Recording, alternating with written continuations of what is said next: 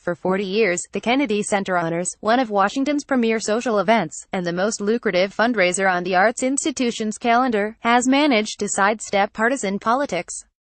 Honorees have been known to grouse about the policies of the president whose hand they have to shake.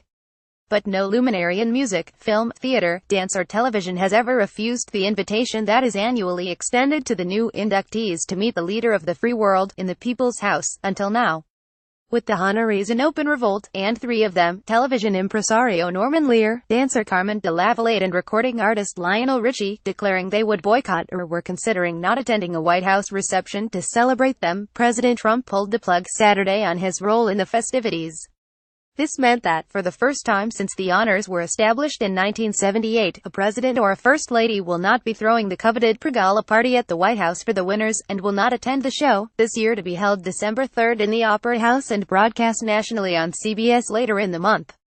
The 2017 Kennedy Center honorees include LR actress, dancer and choreographer Carmen de Lavalade, singer-songwriter and actress Gloria Estefan, hip-hop artist Cool J, musician and record producer Lionel Richie, and television writer and producer Norman Lear.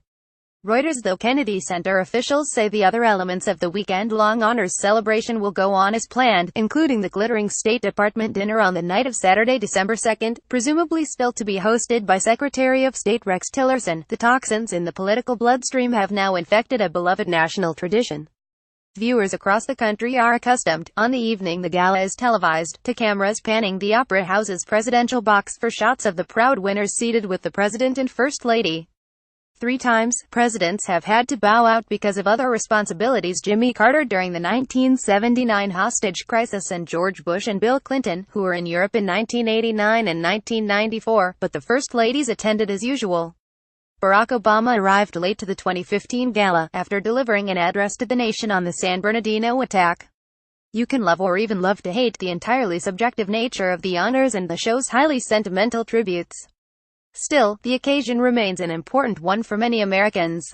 The honors may be governed and selected by a non-profit institution occupying a national memorial, but they are what passes in this country for knighthoods for the performing arts, the highest-profile awards bestowed for lifetime achievement in popular and high culture. Now that the culture wars have intervened, stoked by a president who's managed to alienate many artists across the nation, one wonders whether the political taint will be so easily removed. It's no small irony that, with the racially inflammatory language Trump used all through his campaign, and most recently, in his response to the neo-Nazi demonstrations in Charlottesville that left a counter-demonstrator dead, this year's honorees are the most ethnically diverse in history.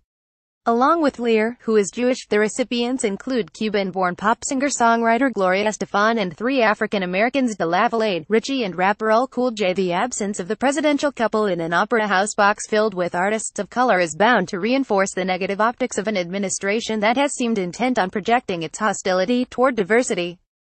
That may be why Kennedy Center President Deborah F. Rutter and Chairman David M. Rubenstein went so far in their statement Saturday as to declare their relief at the president's withdrawal. "We are grateful for this gesture," they said, alluding to what the statement called the administration's graciousness.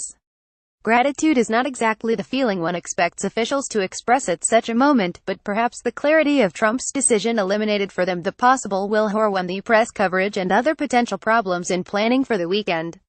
Rutter, in an interview, said the center received word late Friday from the office of First Lady Melania Trump, with whom the institution had been working on honors planning, that the cancellation might occur. But she took pains to point out that there's been no permanent break with the White House, and the hope is that this is an isolated circumstance. "The important thing to remember is we are the nation's cultural center," she said. "I am making sure that all of the nation is welcome in this building." The implications, though, of the presidential pullout remain more than atmospheric. The financial success of the Honors Gala weekend is critical to the health of the Kennedy Center, according to some former insiders with deep knowledge of the institution's workings who aren't authorized to speak for the center. Donations to the center throughout the year, especially from corporations, are tied pivotally to the various types of access the Honors Weekend provides. While CBS picks up the tab for the show itself, the Kennedy Center counts on clearing between $7 million to $8 million from ticket sales for the evening alone, these insiders say. And how generous the donors are throughout the year, they add, affects, for instance, how choice their seats are for the performance. The other events on the honors schedule include the sit-down State Department dinner on Saturday. It's the fanciest event of the weekend, with invitations to about 200 people, at which the citations are typically read by a celebrity on the magnitude of a Meryl Streep or Renee Fleming, and the honors medals are presented to each honoree. There are some smaller social events, but the other major one has been the White House party for about 300 guests, late on the Sunday afternoon just before the show.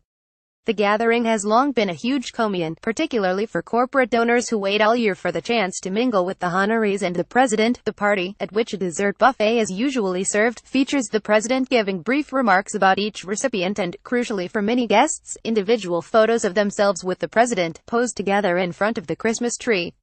Of course, what's not clear in this most bizarre of political years is whether corporate types would even want a photograph with this president, especially after the events of last week, when business executives began resigning from Trump's Manufacturing Council and his Strategy and Policy Forum, leading to the president to disband both. In any event, the turmoil is unlike anything the honors has ever experienced.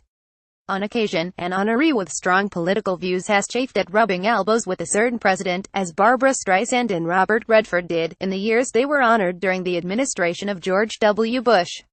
Still, they participated. Some others have come close to a boycott, as pianist Leon Fleischer revealed, in a 2008 op-ed he wrote for The Washington Post about his misgivings, a couple of months after receiving his award during the last years of George W. Bush's administration, in December 2007. For several weeks before the honors, Fleischer wrote, I wrestled with this dilemma, deciding in the end that I would not attend the reception at the White House. That decision was met with deep, if understandable, disapproval by the powers that be.